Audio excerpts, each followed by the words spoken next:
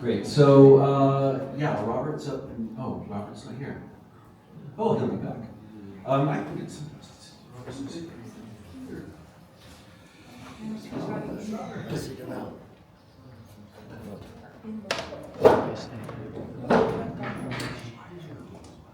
Maybe Ryan, if you would like to say some words. Okay. Okay. And then Robert will be out. Okay, I'm double dipping here. I spoke in California. I'm not sure what to say. Can't hear you. Is that better? No. No? No? Okay. Yeah. I'm like I was just saying, I'm double dipping. I've already spoken in California, so I'm going to try to find something different to say. I've been thinking a lot about David over the last month and a half, and trying to kind of make sense of just everything and losing him, and looking back at his life and trying to, just make sense of things. And I keep coming back to this thing that there was people that understood David, and there was people that just did not understand David at all. I saw someone write online that they said that David was a car wreck with credentials. And I thought to myself, that couldn't be farther from the truth. This was clearly someone that didn't understand who David was. If you were a car wreck or an accidental spilling of paint, it would have been the Mona Lisa. And that kind of art and beauty and accomplishment just doesn't happen freely or without intention. And I think that, if you gave life skill to people on a scale of 1 to 10, David was a 20. Like, he was so far intelligent and accomplished beyond what people really understood that he was. And he wore this kind of hippie dog costume as a cloak. In fact, once he was, when he was in high school, the principal wanted him to cut his hair, and his choice was to, cut his hair and comply with the dress code or not graduate. And so David decided not to graduate, because he wanted to live life on his own terms. And like I said last time, David found a way in life to turn all the no's in life into yeses. He wouldn't accept that you couldn't do something, and so he always found a way to make that happen, be it getting a license in Holland or finally working with a pharmaceutical company to develop this medicine that he experienced himself and he knew that had this therapeutic potential. And one example is these soaps that are here, and people can come and take a soap or a shampoo. They were made with Skunkman hemp seed oil that David produced in Hungary. He had the head of the Hungarian research world, who was responsible for, the police would hire him to come when there was a bust. They'd hire him to come and say that this farm was growing hemp cannabis or drug cannabis. And David had him produce his drug cultivar by the multi-ton load in Hungary. And David used to say there's 2 types of cannabis breeders: those that need a forklift to move the harvest and those that don't. and David truly was the only one in the former group, right? And that level of success and achievement that he did in our industry was so unique. It was so, I think it was quite resented by a lot of the people in the industry that David figured out the path of how to do the things, how to get the license, how to do the work. And how to summarize that all? You're doing good. Just to say that, David, I think that the people that didn't understand him, they were fooled by the hippie dog costume, and they didn't realize what he had going on in his mind and his game plan and his view of life. I watch those photos, and all I see is him having fun. And like I said, in California, David's really philosophy of life, it was, as long as he got up every day and had fun and caused a little bit of havoc, and learned or taught something new about cannabis, then he was satisfied. And I think that that's a really beautiful way to live. And yeah, that's why he's inspiring to me. So anyhow, God bless David.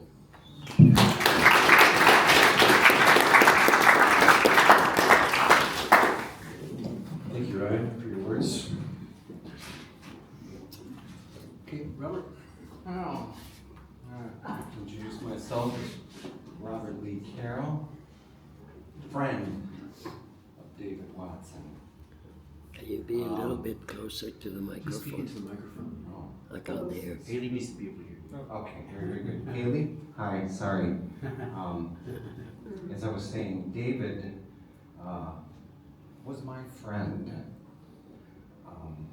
my best friend.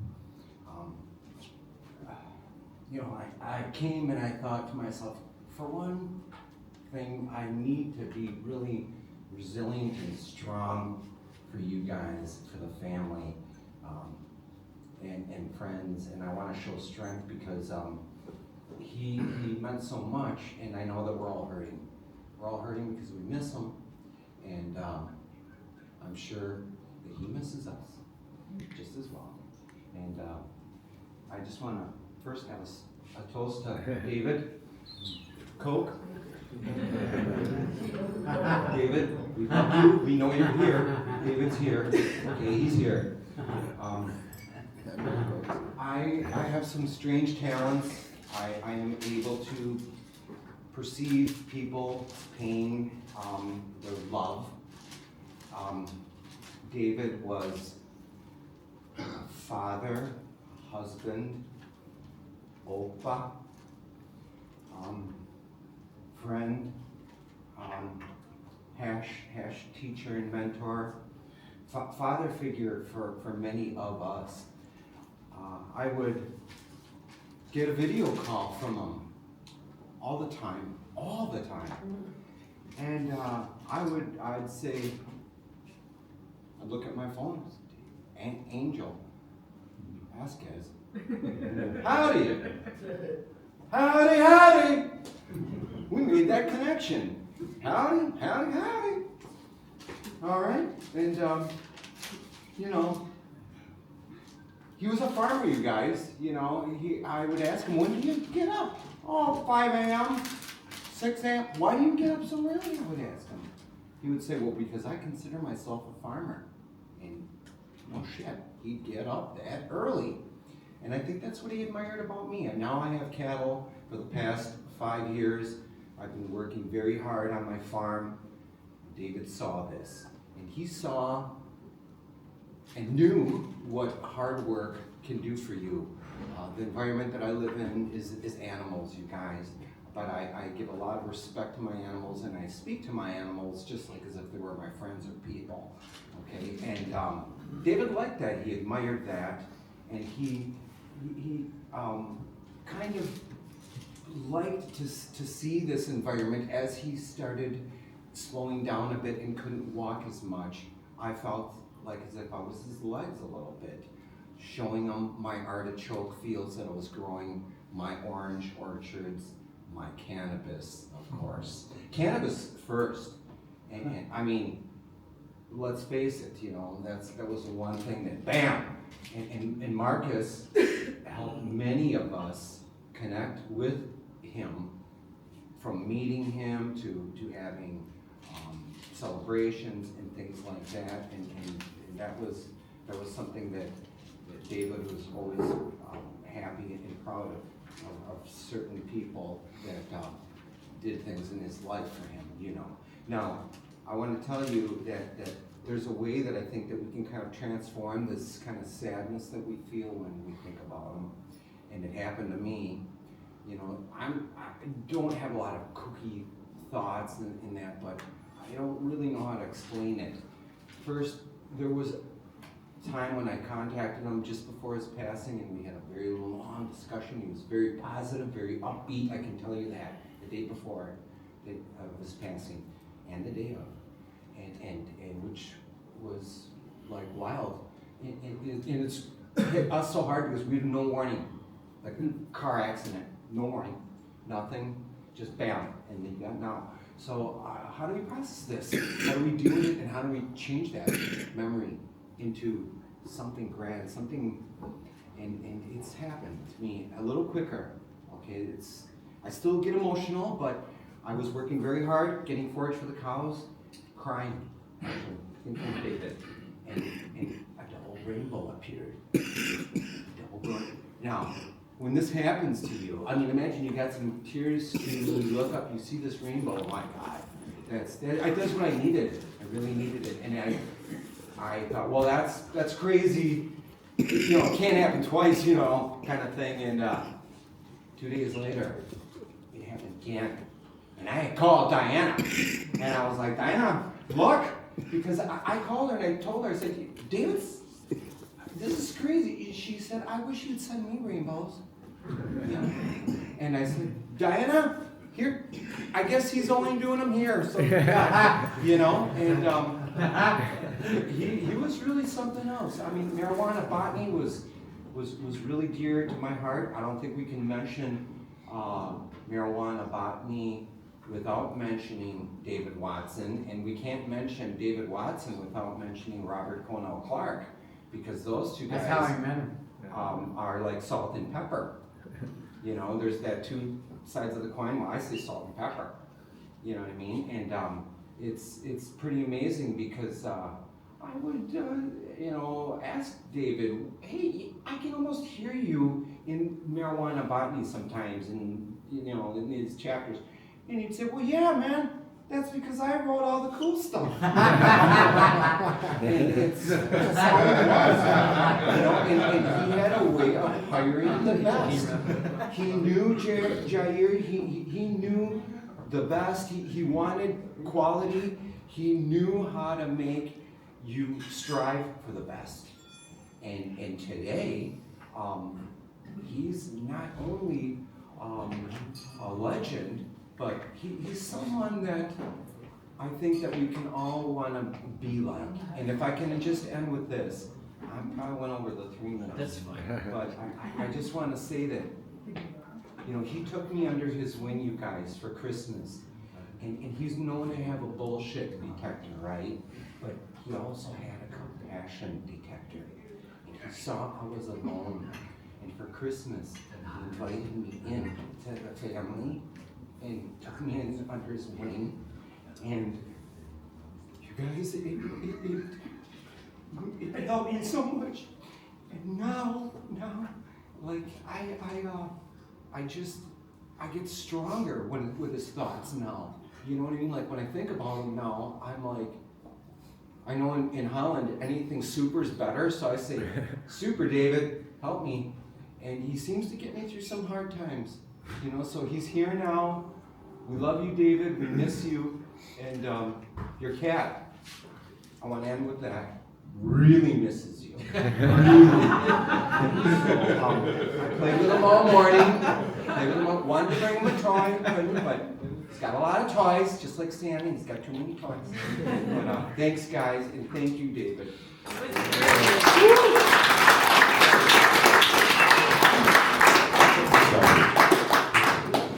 I remember that Christmas. It was a beautiful Christmas. You know, like on day. Marcus. Sorry. Right in front of you. I don't know why. Oh, sorry, Marcus. There he is. Could you please come up? Sure.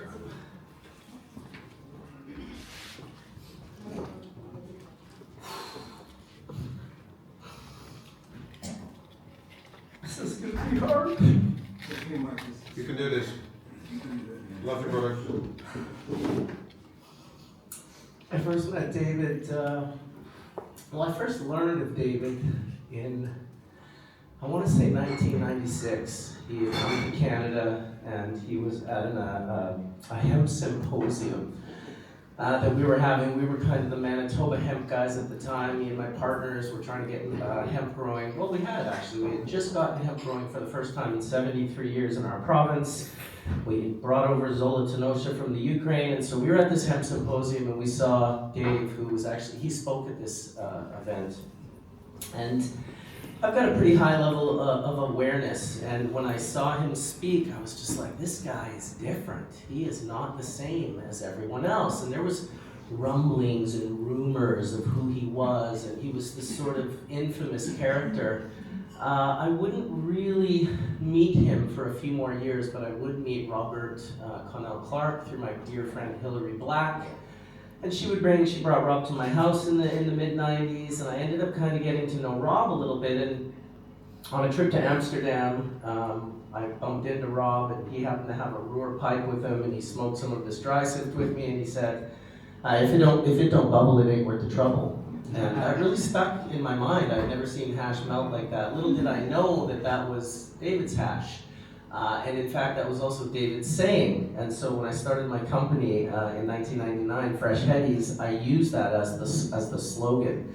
If it don't bubble, it ain't worth the trouble. Well, about, I want to say 2 days later, but it probably was more like 2 hours later, I get this like email from this like Skunkman at yahoo.com. And he's like, if it don't bubble, it ain't worth the trouble. Do you know who first said that? And I was like, Oh yeah, he's I was watching like, you, man. oh shit, okay, I was like, okay, I got this.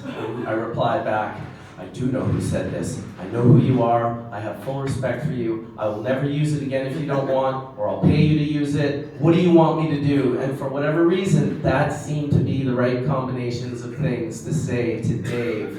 Because he slowly, and this is in 1999, for those of you that have known Dave a long time, he was a little bit more difficult to connect with in 1999 than he was in 2010 or 2015. It was really, and that was because of his dedication to his work. He had this incredible dedication to this work, and as much as he did want to have fun as well, he would sacrifice the fun that he could have to make sure that the work that he was doing was executed properly. And so that was why, no pictures and much more of a private life. But somehow through this bubble bag thing, I managed to, meet him at the PAX Party House for the first time. And we were like school children, all excited and giddy. And I remember he smoked a bowl of hash with me and he said, look, when it's really good, it full melts like that. And I'm like, oh yeah, and look, it's got a clear dome, and we're geeking out together, and we're creating language and vernacular that'll be used 20 years from now that we don't even know we're doing. It wasn't many years later that we decided, why don't we, what if we could take all the people at the Cannabis Cup in Amsterdam and run them through your bubble bags and just collect like the 73 heads. And that became the Legends of Hashish dinner. And so it was an amazing honor to be able to throw that party with him over the years. We never celebrated. Often people said, oh, you guys are like weird celebrating yourselves. You think you're legends. And we were like, no, come to Legends. We're not celebrating ourselves. We're celebrating City Hitty. We're celebrating the Garden of Kafur. We're celebrating actual hashish legends. And Dave definitely said, one day when I'm gone, I want you to celebrate me, and we will absolutely be celebrating Dave at the next Legends of Hash dinner. I want to thank everyone for showing up here today. I want to thank Dave for letting me into his life. I had no idea when I first met him, and I was more the student, how much I had in common with him, how much my family had in common with him and Diana. Going to Jamaica with them and spending that time and realizing how amazing he was with my daughter and my son. I love you, Dave. You were my friend and I miss you.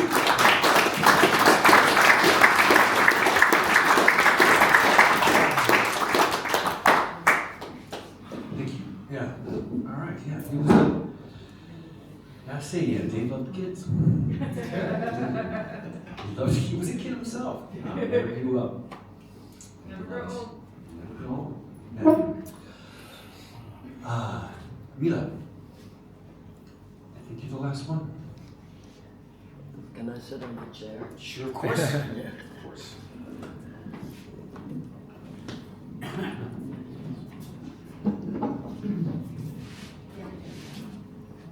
No, way more dominant.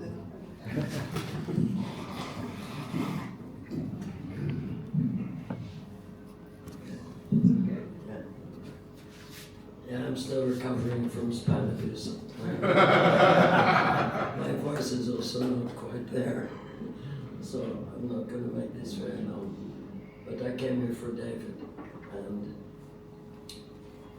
actually how we met the first times was at the CIA when I showed my machine, and I don't even know how I got there, but somehow David and Robert arranged it, and I was there, and they unveiled it, and I think it must have been David who had some material there with him, and he was put in the pollinator, and the trichome challenge happened, and then we were sitting right there, and the SOMA, there were so many, SOMA had just arrived, I think, from the States, with Jack Herr, and Ben Dronkers was there, and it was an amazing evening for me.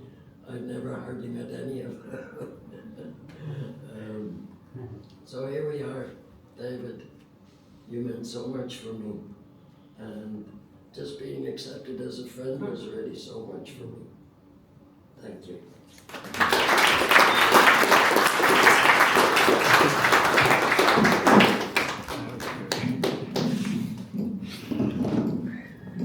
Thank you, MILA.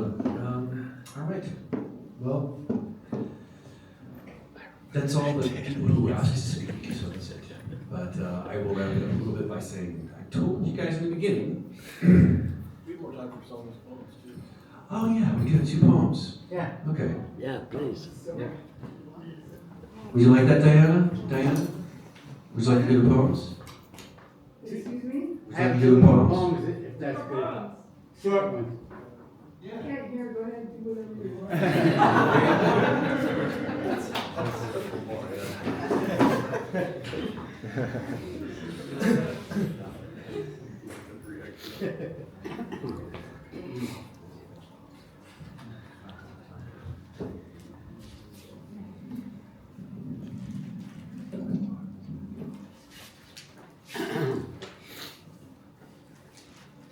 Dear Angel Vasquez,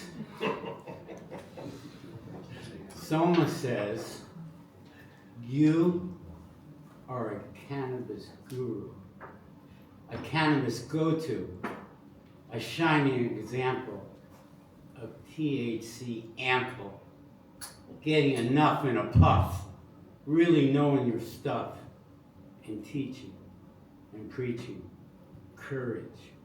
Never a drudge. For me, a bright light. His influence, not slight. He entered my heart. Never will he part.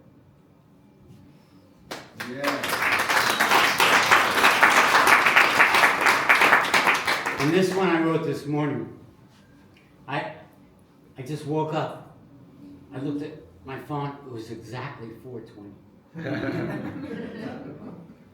So I wrote this. I woke today at 4:20. Knew I would see many loving souls, helping to fill holes left by the dear departed. Dave, you were chartered when you got carded. Definitely not retarded. You didn't get popped. Didn't get stopped. You passed with flying colors. I lost my molars, but I'm here, remembering you, dear. Never forgetting you, even if cannabis turned blue.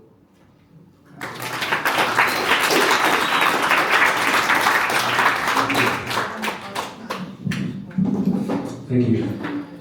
Okay, so like I said in the beginning, I said I remembered the first time I met David very vividly, and I also remember the last time I saw him. So I'll share that with you. The party. Last time I saw him was Christmas. My daughter's birthday. And I remember saying to Maya when he left, and he said goodbye, and Diane, and he drove off. I remember saying, that was a good day. That was a very good day.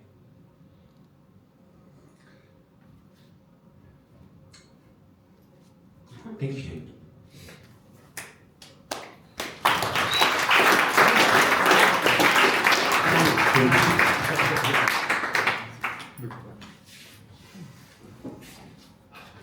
Please enjoy yourselves.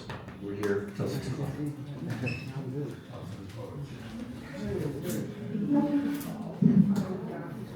Maybe you can ask the people sign the book and take a. And please, if you can, sign the book. Say something. Say something about David, share a memory, and also please take some cannabis products if you like. You did? All right. Oh, yeah. Happy birthday party.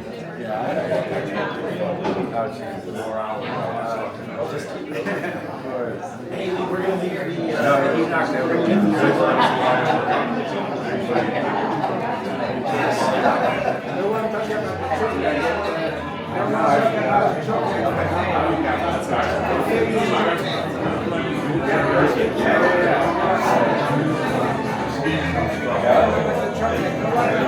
Oh, the chocolate's so adamant.